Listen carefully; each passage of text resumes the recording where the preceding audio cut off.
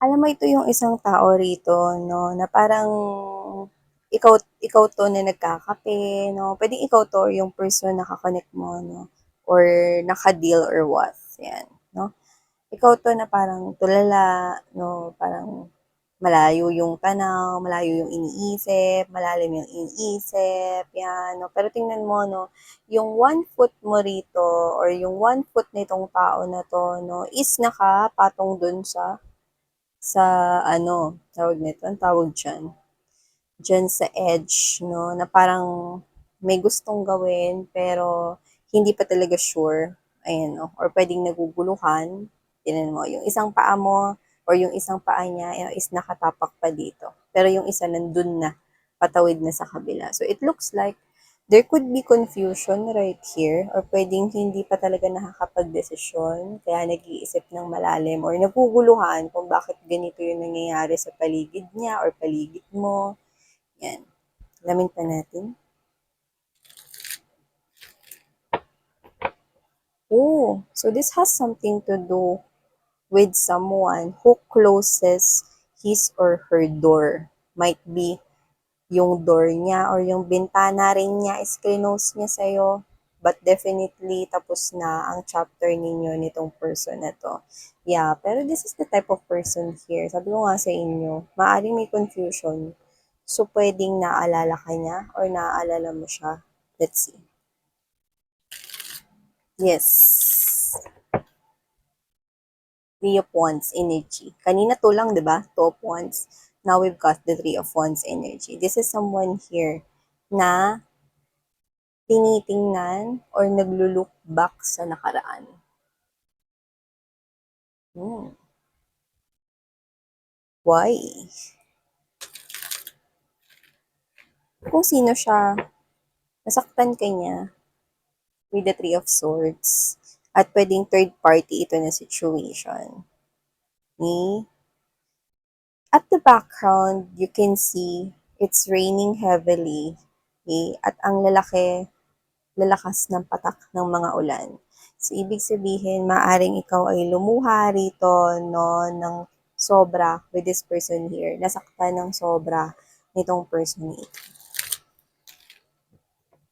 So, maaring siya yung nag-iisip sa'yo. Pero nakita ko ng maraming twos. So, pwedeng naguguluhan. Ano natin.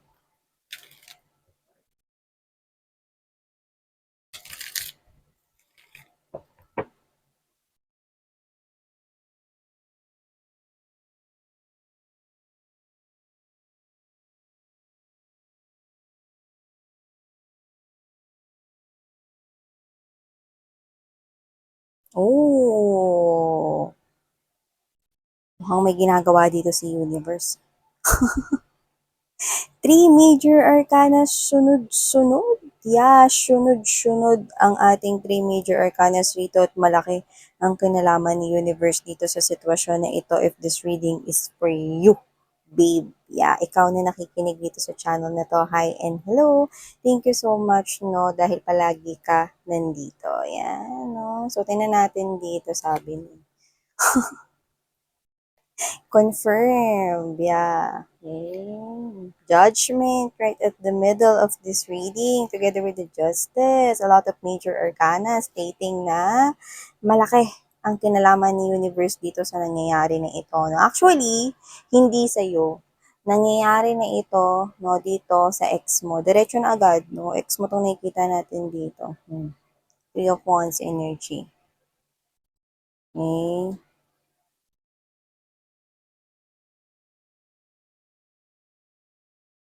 Pagta-travel ito back in the past, yan, no? Hindi ikaw ang magta-travel, my love, kundi yung ex mo magta-travel pabalik sa nakaraan. Okay? So, kung pang-ilan ka sa ex niya, hindi yun mahalaga, pero sa nakikita ko, magbabalik siya dun sa time kung saan, mga babes, no, ikaw yung kakonect niya. Yan. This will happen. Okay? This is not that type of magic na iniisip mo na hihigupin siya no, ng bulsa ni Doraemon, walang ganon. This is somewhat here an idiomatic expression, no? Na wala siyang magagawa dito kundi mag-look back sa past. Okay? Ito yung ginagawa ni universe. And let's get straight to the point. This person, hindi kanya malimut-limutan. So, kahit hindi kayo nag-uusap, no, definitely this is your ex. Yun yung nakuha natin dito kasi this is the indication that the judgment, the Six of Cups energy right here, definitely, and there's also moving on. So, definitely, hindi na kayo, hindi na kayo labi-dabi ng person na to, hindi na kayo connected with each other, pwedeng no communication, putol ang communication, no, walang pag-uusap. Like literally, pwedeng naging strangers na rin kayo sa isa't isa. Pero, nakita ko na hindi kanya malimot-limutan dito dahil sinasadya yun ni Universe. Yeah, no mga babes, no? Sinasadya yun ni Universe dito na hindi kanya malimot-limutan with the Wheel of Fortune, Temperance, Moon card right here. The universe right here, pinapaikot-ikot kanya no sa alaala at isipan nitong past person na to. Yes, no, sadya yun. Sinasadya yun, no, ni universe right here. It's like this person here actually, no, hindi niya rin maintindihan, okay? Kung bakit naaalala ka niya, no, bigla ka na lang sumasagi sa isipan niya, no, akala niya coincidence lang yon. Pero, ito ay from slow moving, lalo itong magiging mas madalas. Yan, no? Bakit ba ganun Miss yan? No? Bakit pinapaikot-ikot pa ako? Tsaka marami namang ex yan or hindi naman ako ang ex lang yan tao na yan, no? Kasi with the judgment card right here together with the justice, okay, nakuha ko kanina, no, habang inililay ko ang energies na yan sa ating table right here, okay? Tumunog na ang trumpeta.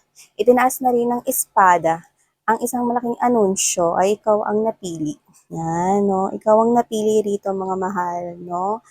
Na maging medium or maging kinatawan, no? Ng lahat ng mga naging ex niya. Hindi, I mean,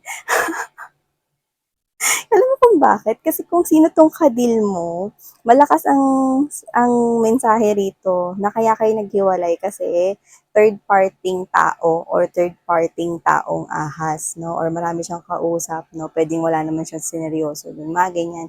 Basta tao ang naging dahilan, no? Taong naka-connect niya landian, taong naka-communicate niya na may fling-fling, yan, no? Yan. If that is your ex, then definitely this is your reading. So, yun na nga, no? Ikaw ang chosen one. Ikaw ang napili rito, no? Ni universe, no? Kumbaga, relota. Sabihin ko sana kasi roleta, no? Pero nabanggit ko yung relo. So, maaaring oras na talaga, no? Itinakda na yung oras. Okay? Umikot yung roleta. So, kung marami man siya nakakonek mga babes, no? Sa inyo huminto yung pangalan. Sa pangalan ninyo huminto ang roleta. So, ibig sabihin, no, ikaw, mga babes, no, sa'yo na mahihinto ito. Ikaw ang magbibigay ng aral sa kanya. Miss, yan, ano yan? Ayoko na nga makipag-connect dyan. Sabihin, magkikita pa kami yan, blah, blah, blah, blah. Huwag ka maging masyadong, mag-overact dito, mahal. Kasi wala kang gagawin dito. Wala nga, hindi nga kita nakita rito eh. Ang nakita ko lang dito, ikaw, ang itinakda upang mag-fulfill ng spiritual lessons na tinatakbuhan niya. Yes, no. Etong tao na to, no, yung mga blessings na natatanggap niya, no, okay, whether he or she has this knowledge about universe, has this knowledge about angels and spirit guides, pero I do get wala. Okay? Pero, alam mo yon, meron siyang mga blessings na natatanggap sa buhay niya ngayon, pero hindi kasi yun kanya eh. Okay? You know what I mean? Hindi yun kanya, kaya kailangan maitama rito yung mga bagay-bagay. Okay? Kasi, ang example nun, paano hindi yun kanya, Miss Yan? Kunyari, ganito. Na-promote yung kapatid niya ngayon, nag-share yung kapatid niya ngayon na binigyan siyang pera or binigyan siya kunwari ng regalo, baka binigyan siyang phone. Okay? So, hindi yun galing sa kanya, galing yun sa kapatid niya. Okay? So, blessing yun kasi binigay yun sa kanya. Okay? Another example is that yung friend niya rito, no, na nagkaroon rito ng, kunyari, naghihintay ng pregnancy, tapos ngayon, no, meron na siyang baby, super happy siya rito. Ngayon, sa mga friends niya, no, pwedeng nagpahatid siya rito ng mga gifts, no? Binigyan rin ngayon tong ex mo na to ng gift, no? Ganon. Yung nakukuha niyang gift, okay, hindi yun galing sa sarili niya, no? Galing yun sa gift ng iba. You know what I mean? Okay? Or, okay, ito, mas matinding example, no? Kasi third party naman na naging reason, strongly na tao rito, no?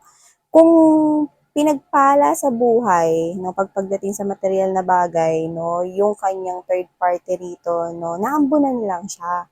Hindi talaga kanya yun, okay? So, meron siya rito mga blessings na dapat kanya, pero hindi niya nare-receive. Yun yung gustong mangyari ni universe rito, no, na mai-align ang buhay niya, no, sa tamang track, okay?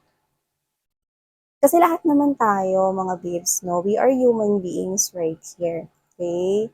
And we all have this kind of knowing that there is a higher God, okay? Naniniwala nga tayo kay God, kay Jesus, diba? Kahit na iba-iba tayo ng religion rito at culture, okay? We believe na merong mas nakakataas sa atin, isn't it? Diba? So this this kind of angels and spirit guides, universe right here, na hindi nakikita ng naked eye, okay? Okay? They want, okay, what's best for each and every one of us. Yes, kahit dito sa ex mo na to. So, meron siyang lesson na tinatakbuhan na rito na nagiging hadlang or nagiging blockage sa pagtanggap niya ng sarili niyang mga blessings. See? Kasi matigas yung ulo nito. So, nakikita ko rito, no, na ikaw, okay, yung napili rito, no, yung connection ninyo, yung napili rito na maaalala niya. So, slowly ito, no, alam mo yung parang, para itong, what's this, in-inject, no, na parang, kunwari sabihin natin virus na unti-unting kumakalat, no, sa kanya ritong katawan, no. Pero dito, unti-unti itong mag-a-appear sa kanyang buhay, no. Like, sa umpisa, ay, bakit ko ba naaalala tong si Collective? Matagal naman na kaming wala nito. Ay, baka naalala ko lang kasi nakita ko lang yung dati namin kinakainan dun, eh. Yan, no. Akala niya ganun lang yun. But, ito ay lalala ng lalala. Okay? As days pass by, yan, no. Wala siyang emosyon.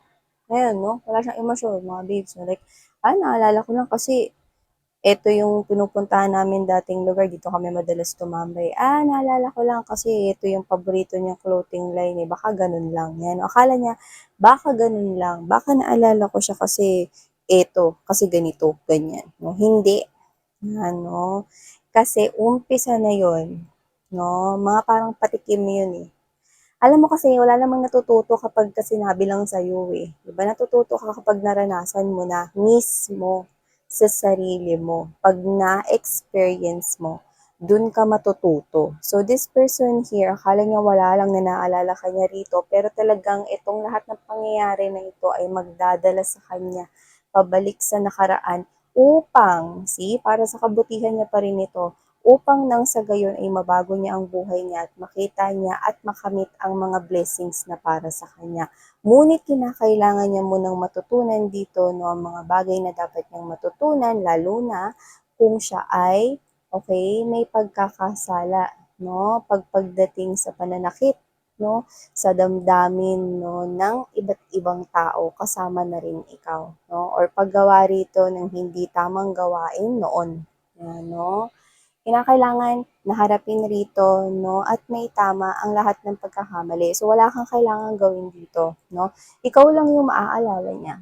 Ikaw lang dito, lahat yon, lahat ng trato niya sa'yo, lahat kung paano kanya kausapin, paano kanya i-treat, lahat ng mga bagay na ginawa mo sa kanya, ikaw ang tatatak, ikaw ang nakamarka, ikaw ang napili upang, okay, maging, ano to, kinatawan, no, na magbago itong tao na to. Yes, no. So, whatever the case may be, masasaktan siya. Pero ito ay unti-unti na dumadaloy, kumakalat, sa buo niyang katawan, no? Sa buo niyang pagkatao rito hanggang sa masasaktan siya rito at nare-realize niya, no, na, okay, yung bagay na mahalaga ay hindi dapat pinakakawalan. Ito ay dapat na inaalagaan at tinatrato ng tama. 'Di ba? So, itong tao na 'to 'no, ay kinakailangan dito makatanggap ng isang leksyon na siya rin naman 'no, yung makikinabang diyan sa pagpapatuloy niya sa kanyang journey of life, okey? Tumatanda tayo 'no, at hindi tayo rito tumatanda ng paurong na pabata, 'di ba? So, the universe, meron rin 'tong person na 'to, itong ex mo na 'to, meron din siyang angels and spirit guides 'no. So, yun nga lang 'no, itong angels and spirit guides niya na 'to 'no, siyempre kinakailangan na kanilang din ang kanilang responsibilidad 'no, upang akayin itong matigas ang ulo na ex mong ito. Yes, okay. Ibig sabihin mga babes 'no, ikaw ang nagsa-stand out sa lahat ng mga taong naka-connect niya rito sa earth lalo. Yes 'no, yun mga babes 'no. Earth lang yun, dinagdagan ko lang ng lalo. Baka meron tayo diyang mga viewers 'no, na hindi alam yung mga ganyan. Yes po, ganito po talaga yung language ko dito. So, yun nga 'no, wala kang kinakailangang gawin, kung ano yung dapat mong gawin ipagpatuloy mo lang mahal 'no. Ibig lamang sabihin nito 'no, mukhang pinaparating lang sa'yo 'no, ni ikaw mga babes 'no, ang napili ng ating universe right here at ng mga angels and spirit guides. So, nag-meeting-meeting sila rito 'no, at ang mga alaala mo 'no, kumbaga, nakita nila 'no, na kung nag-effort man ng kaunti itong ex na ito 'no, sa lahat ng mga naka-connect niya, sa'yo siya nag-effort 'no, kahit na ang tanong mo sa sarili mo, effort na yun miss yan, yes. In short, ikaw yung mas angat kaysa sa lahat, kaya ikaw ang napili, itinakda, no? So, yan, no? Ayan ang mga mensahe nakuha natin for you, collective. Thank you so much. Sana ngayon, love and light. Annyeong.